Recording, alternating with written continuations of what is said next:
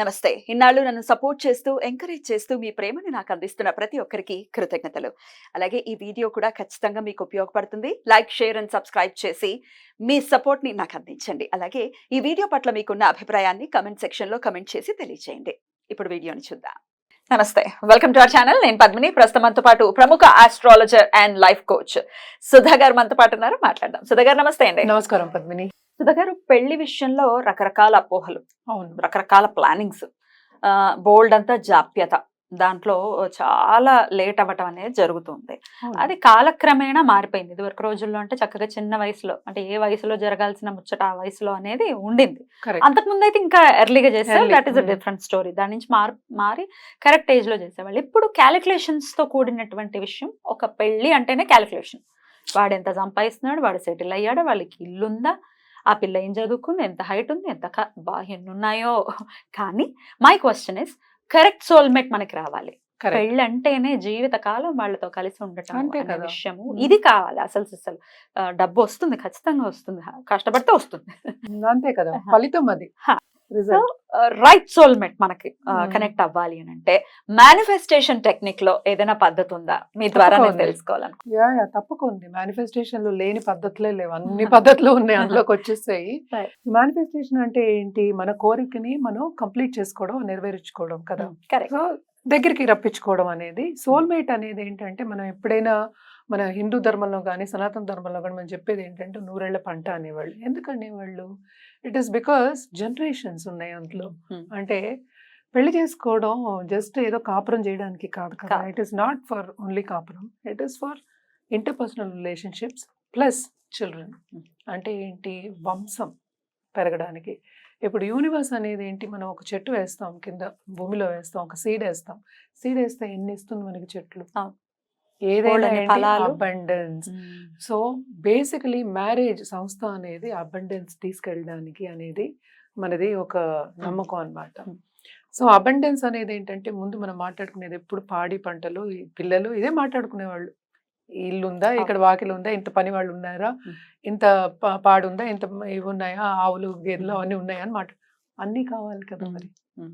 So మన అన్నితోనూ ఉండాలి, సరిగ్గా ఉండాలి. అంటే ఏంటి? రిలేషన్షిప్ ఉండాలి అని చెప్పడానికి. అంటే ఏంటి? యూనివర్స్తో రిలేషన్షిప్ ఉండాలి అని. అంటే మనం అనిమల్స్ని చూసుకోకూడదు, చూడాలి అని కాదు.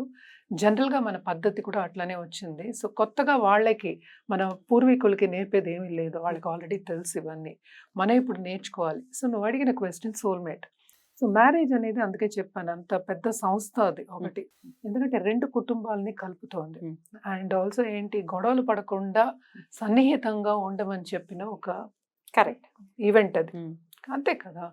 సో ఇవాళ ఉంటాను, రేపు విడిపోతాను అంటే ఇంకా సోల్మేట్ ఏంటి, ఇంకా పెళ్ళి ఏంటి? అసలు మేక్స్ నో సెన్స్ అసలు.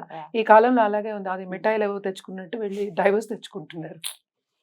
సో అన్ని ఇప్పుడు ఆస్ట్రాలజీలో కూడా ఏంటంటే, మాకు డైవర్స్ అనేది ఇప్పుడు లేదు. చూడరు కదా, చూడం అసలు. సెపరేషన్ వరకు చెప్పగలుగుతాం కానీ డైవర్స్ ఎప్పుడు మనం చెప్పలేదు ఎక్కువ. ఇప్పుడు మనకి డేటా వచ్చింది, తెలిసిపోతుంది. బికాస్ పీరియడ్ బాగాలేకపోతే క్షణాలన్నీ ఇప్పుడు సెకండ్స్లోకి వెళ్ళిపోయింది అంతాను, అలా అయిపోతుంది. సో సోల్మేట్ అనేది అంత ఇంపార్టెంట్. ఎందుకంటే మన ఇంట్లో సరిగ్గా ఉంటేనే బయటకు వెళ్ళి మనం పని చేయగలం. కరెక్ట్.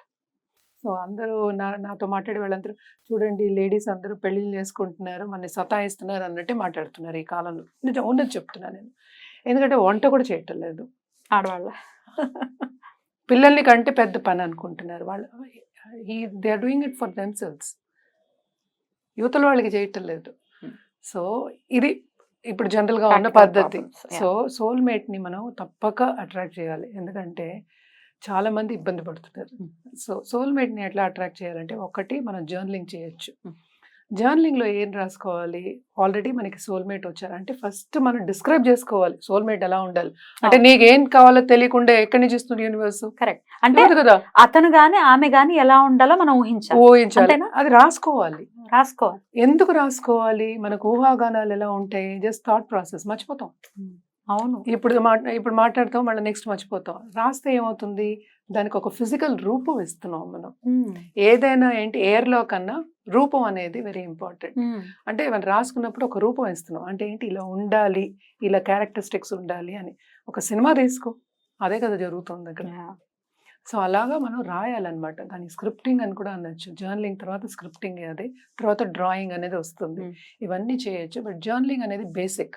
చాలా మందికి డైరీ రాసే ఒక అలవాటు ఉంటుంది. దాంట్లో ఫస్ట్ రాసుకోవాలి. రాసుకుని రోజు చూసుకోవాలి. ఎప్పుడు చూసుకోవాలి? మార్నింగ్ లేవగానే, పడుకునేప్పుడు. అంటే ఏంటి? ఎందుకని? మనం పడుకున్నప్పుడు ఏంటంటే కొంచెం శాంతంగా ఉంటాం. పడుకునే ముందు ఒక 5 నిమిషాలు we should relax and will sleep అని. అప్పుడు ఏంటి? కామ్గా ఉంటుంది మైండ్. ఇదంతా ఏంటి అసలు? మనం కాన్షియస్ మైండ్ నుంచి సబ్ కాన్షియస్ మైండ్కి వేయాలి ఫస్ట్. అంటే ఏంటి? కాన్షియస్ మైండ్ మనం ఏదో ఒకటి అనుకుంటూ ఉంటాం. అదేమో సబ్ కాన్షియస్ మైండ్కి వెళ్ళదు. అందుకనే ఎప్పుడు శివుడు పార్వతి అంటే ఎప్పుడు నేను అనుకునేదాన్ని ఆడ మగ, శక్తి అండ్ పురుషుడు, కరెక్ట్. అదే మన minds. Okay. Subconscious mind accept చేయాలి. That is the lady. అక్కడే మనకి క్రియేటివ్ ఫోర్స్ ఉంది.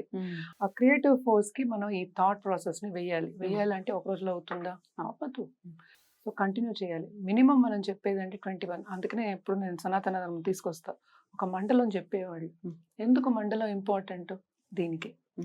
ఇక్కడ లా ఆఫ్ అట్రాక్షన్ లో కూడా అదే ఉంది. 21 days కాన్షియస్ థాట్ మనకి వెళ్ళడానికి, సబ్ కాన్షియస్కి వెళ్ళడానికి. అది శాంతంగా ఉన్న వాళ్ళకి, అంటే ఏంటి, అది కావాలి అనుకున్న వాళ్ళకి, ఆ డిజైర్ ఉన్న వాళ్ళకి అదే మనం మండలం చేయవలసి వస్తుంది. కావాలంటే ఇంకా కంటిన్యూ కూడా చేయొచ్చు. అది బ్రెయిన్లోకి సబ్ కాన్షియస్ మైండ్ వెళ్ళే వరకు చేయాలి. అది ఎవరికి తెలుస్తుంది? నీకే తెలియాలి. సో మనం ఇన్ని రోజులు చేయాలి మనం చెప్తాం. అది ఒక్కొక్కసారి అవ్వదు. అప్పుడు ఎవరిది తప్పు? అవుతోంది కదా, కొంతమందికి అవుతుంది, కొంతమందికి అవ్వట్లా. ఎవరిది మరి ఫాల్ట్? అంటే కాన్సన్ట్రేషన్ లేని నీదే. ఏదైనా అంతే. Everything is about you, nothing is about the other person. ఇక్కడ స్క్రిప్టింగ్ విషయంలో సుధా గారు, ఒక అమ్మాయిని గురించి నాకు ఇలాంటి భార్య కావాలి, అందాన్ని కూడా మెన్షన్ చేయొచ్చా? Of course. అమ్మాయి ఇంత హైట్, ఇంత జుట్టు ఉంది, కళ్ళు ఇలా అందంగా ఉండాలి, ఆ అమ్మాయి ఇంత పద్ధతిగా ఉంది, ఇట్లా మెన్షన్ చేయొచ్చా? అబ్సల్యూట్లీ. ఎందుకంటే ఒక అమ్మాయి చేసి తన లా ఆఫ్ అట్రాక్షన్ కోచ్ నవ్వు అమ్మాయి. She attracted own. ఎలా అంటే గుడిలో మీట్ అయ్యారు, సడన్ గా ఎక్కడ మీట్ అయ్యారో తెలియదు, బెంగళూరులో ఉంటుంది. ఆ అబ్బాయి ఏమో రష్యాను అటు సైడ్ అనమాట. సో మీట్ అయ్యారు, అక్కడ వెళ్ళడం జరిగింది, అన్ని అయ్యాయి అనమాట. సో ఇదేంటంటే స్క్రిప్టింగ్ అని కానీ లేకపోతే జర్నలింగ్ అని అంత ఇంపార్టెంట్. ఎవ్రీడే చూసుకోవాలి. నీ కోరిక మీద నీకే నమ్మకం లేనప్పుడు యూనివర్స్ కి నమ్మకం ఎందుకు ఉంటుంది? Correct, correct. నువ్వు నమ్మాలి, ముందు వస్తారు అని నమ్మాలి. ఇక్కడ ఇంకొక ప్రశ్న, ఎందుకంటే ఈ సమస్యతో బాధపడుతున్నారు కాబట్టి అడుగుతున్నాను నేను. ఇప్పుడు ఆల్రెడీ ఒక వివాహం అయిందండి, అది విచ్ఛిన్నం అయింది, డివోర్స్ అయిపోయింది. సెకండ్ కి వెళ్ళాలంటే భయం వేస్తుంది చాలా మందికి. అమ్మ వచ్చే వాళ్ళు ఎలా ఉంటారు? అయిపోయి అలా అంటున్నావు నువ్వు. ఆడపిల్లలు నన్ను అడుగుతున్నారు, టూ డైవర్సెస్ అయ్యి మూడో వాడు ఎప్పుడు వస్తాడని అడుగుతారు. జాతకం ఎక్కడ జాతకంలో కనిపిస్తాయి అవి? మూడో వాడు వస్తాడు, పిల్లలు ఉంటారు. ఈ కాలంలో అలాంటి సిగ్గుసరం ఏం లేదు. సారీ అన్నాను అనుకోద్దు. కానీ ఇంకా పరిస్థితుల ప్రభావంతో ఒకవేళ అట్లాంటి ఇబ్బందులతో ఉన్న వాళ్ళు కూడా చేసుకోవచ్చు ఈ టెక్నిక్ ని. తప్పక. ఈసారి వచ్చే వాళ్ళైనా బెటర్ పర్సన్ రావాలి, తప్పక ఉండాలి. ఎందుకంటే మన కోసం అని ఒక మనిషి ఉండాలి. అదే సోల్మేట్ అంటే మనకి. That is the definition of soulmate. ఇప్పుడు మనం అట్రాక్ట్ చేసేది కూడా సోల్మేట్ నే. ఇప్పుడు ఒక డైవర్స్ అయిపోయిన వాళ్ళు, లేకపోతే ఒక సెపరేషన్ అయిపోయేవాళ్ళు, లేకపోతే ఒక రిలేషన్షిప్ కట్ అయిన వాళ్ళు కూడా ఎందుకు చేయకూడదు? సోల్మేట్ అట్రాక్ట్ చేయాలి, తప్పదు. యు నీడ్ కదా. చేసుకోవచ్చు, తప్పక చేయాలి అంటున్నా నేను. చేసుకోవచ్చు కాదు, చేయాలి.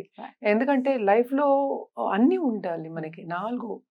ఎందుకంటే మోక్షం అనేది ఏంటంటే మస్ట్ మిగతా అన్ని చెప్తూ ఉంటాం కదా, అవన్నీ ఉండాలి కదా మరి. సో ఈ పద్ధతిలో రాసుకుని దాన్ని పొద్దున్న సాయంత్రం చూసుకోవాలి. డెఫినెట్ గా లా ఆఫ్ అట్రాక్షన్ హెల్ప్ తీసుకుని డెఫినెట్ గా వాళ్ళ డిజైర్ ని, అంటే వివాహ విషయంలో కూడా సక్సెస్ అనేది తెచ్చుకోవచ్చు అని చెప్తున్నారు. బ్యూటిఫుల్ అండి, చాలా అద్భుతంగా వివరించారు. ఇక నెక్స్ట్ ఎపిసోడ్స్ లో ఈ లా ఆఫ్ అట్రాక్షన్ కి సంబంధించి ఇంకా కొన్ని సమస్యలు ఉన్నాయి. పిల్లల గురించి అనుకోవచ్చు, లేకపోతే చదువుల గురించి, మానసిక స్థిరత్వం గురించి, వీటన్నిటి గురించి కూడా మాట్లాడుకున్నాం. థ్యాంక్ యూ సో మచ్ గారు. నమస్తే. నమస్తే.